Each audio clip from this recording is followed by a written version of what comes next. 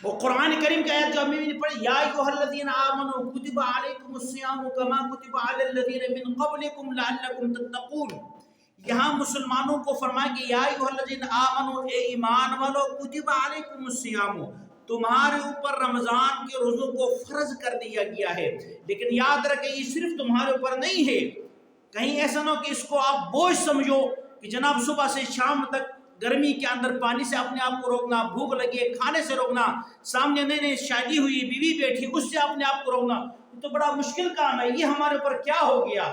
بھائی کما کتب علی الذین من قبلکم، یہ صرف تمہارے اوپر نہیں ہے، تم سے پہلے لوگوں پر بھی روزوں کو فرض کیا تھا۔ یہ الگ بات ہے، اس روزے کی فرضیت کی کیفیت الگ تھی، آپ کی کیفیت الگ ہے، وہ دین الگ تھے، آپ کی دین الگ ہے، وہ مہینہ الگ تھے، آپ کے مہینہ الگ ہے۔ آپ کے لیے اس مہینہ کا انتخاب رب نے فرمایا ہے جس مہینہ کے اندر اللہ نے اپنا کلام نازل فرمایا تھا۔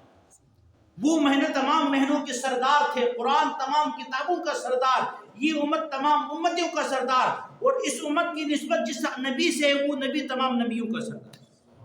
یوں سمجھو کہ آپ خوش قسمت لوگ ہیں کہ رب العالمین نے تمام سرداری آپ کے کھاتے میں رکھا ہے۔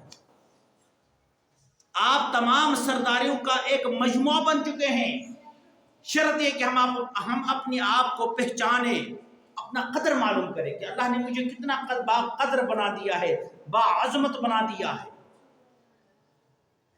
اس لیے یہ مبارک مہینے کا یہ پیغام ہے، اور یہ ہمارے اوپر نہیں، ہم سے پہلے بھی تھا۔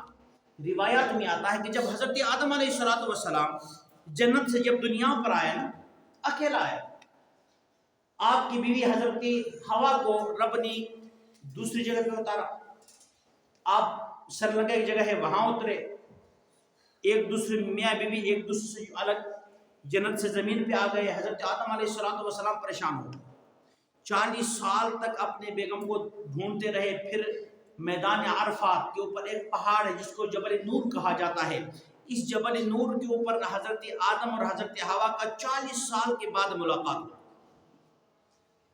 لیکن اس ملاقات ہونے کے بعد بھی حضرت آدم علیہ السلام پریشان ہیں کہ یار مجھ سے غلطی ہو گئی کہ میں جنت سے، اللہ نے مجھے جنت میں بھیجا، میں جنت سے اس دنیا میں آ گیا۔ اب وہ اللہ سے جناب معافی مانگتا، ربنا ظلمنا انفسنا وان لم تغفر لنا وترحمنا لنکونن من الخاسرین۔ رب نے حضرت آدم علیہ السلام کا دعا قبول فرمایا۔ ایک دن حضرت آدم علیہ السلام کا گزر ہوا تو پانی کے اوپر، پانی ایک جگہ پہ جم ہوا تو وہاں اپنا جو ہے چہرہ نظر آیا۔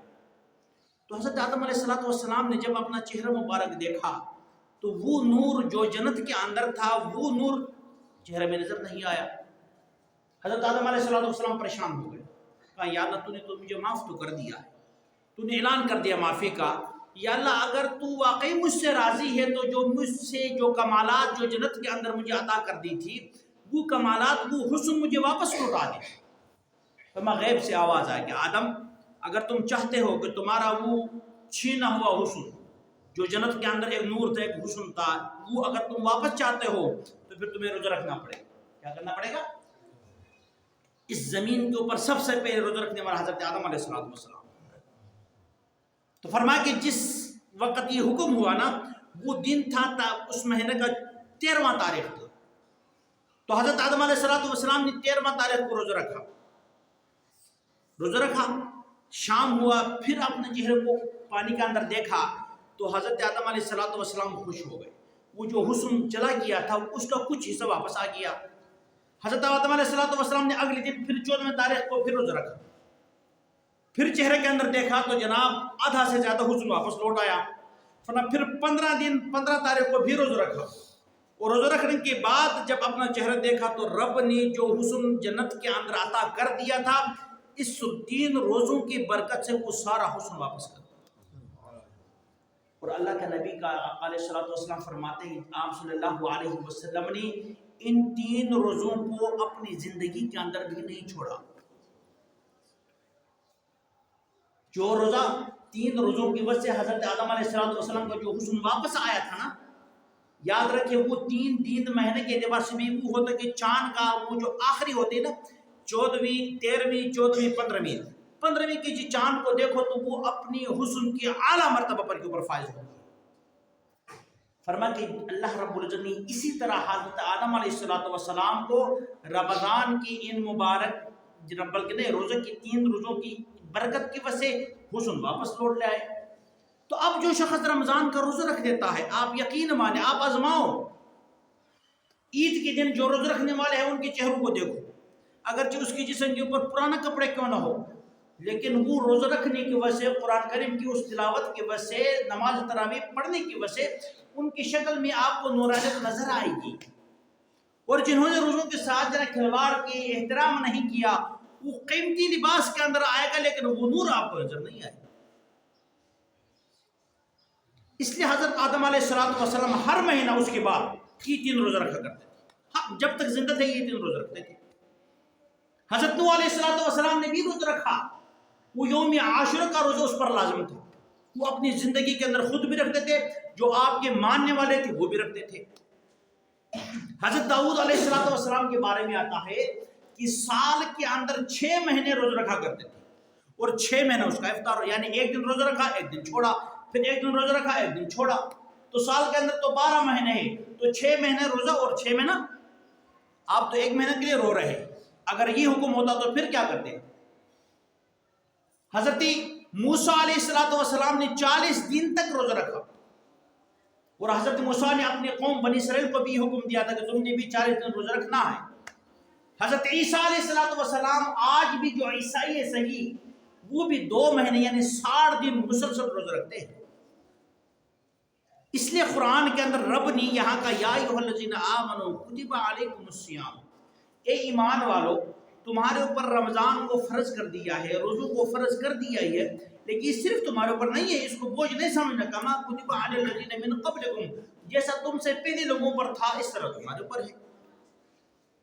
لیکن کیوں؟ یہ کیوں؟ لعلکم تتقون، تاکہ تمہارے اندر تقوی پیدا ہو جائے، اللہ کا خوف آ جائے۔ اب ایک بندے کو شدید قسم کی پیاس لگی، کمرے کے اندر ہے، فریج جناب ٹھنڈے روئے افزا سے بھرا ہوا ہے، اکیلا ہے، رب کے علاوہ کوئی نہیں، اس پانی کے قریب نہیں جاتا۔ کیوں؟ کو روکنے والا تو کوئی نہیں ہے، کمرے کا آپ جناب پیچھے تھا، آپ نے کنڈی لگائی ہوئی، کیوں نہیں جاتا؟ اس لیے کہ آپ روزے سے اگر آپ اس پانی کو پیو گے تو وہ رب ناراض ہوگا۔ اب اس عمل کے اندر، اس عمل صرف رب دیکھتا اور کوئی مخلوق نہیں دیکھتا۔ اب کیا پتہ کرے سامنے کمرے میں کیا کرتا ہے، وہاں تو میرا رب کو معلوم ہے تو میرا کیا عمل ہے۔ اس لیے یہ تقویٰ ہے، یہ اللہ کے ڈر ہے۔ افطاری کے وقت بندے کو سخت پیاس لگے، پانی سامنے ہو، بھوک بھی لگے، پھل فروٹ سامنے ہو، آزان سے پہلے کوئی ہاتھ قریب لا سکتا ہے؟ وجہ کیا ہے؟ یہ اللہ کا وہ خوف، لعلکم تتقون، تاکہ تمہارے اندر تقویٰ پیدا ہو جائے، تم متقی بن جاؤ، پرہیزگار بن جائے۔ اس لیے میرے دوستو رمضان المبارک کے روزوں کو اپنے اوپر بوجھ نہیں سمجھنا، یہ اللہ کی طرف سے رحمت ہے۔ فرما اس کا پہلا عشرہ رحمت ہے، دوسرا عشرہ مغفرت ہے، تیسرا عشرہ جہنم سے خلاصی کا ہے۔